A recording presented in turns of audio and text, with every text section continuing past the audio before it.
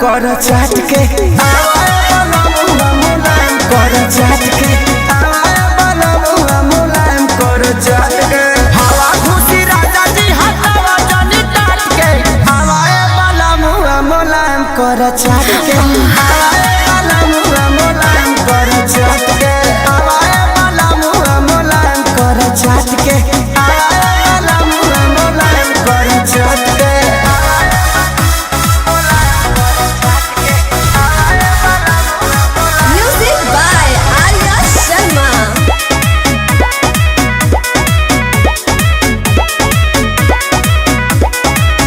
जब पसेना त बड़ी छन छनाला एको पल के दूरी न सहल सहाला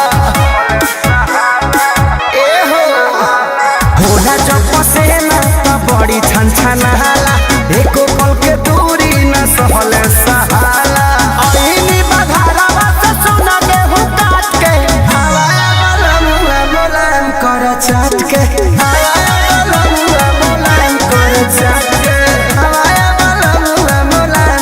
चाट के हवाया वाला मुआ मुलायम कर चाट के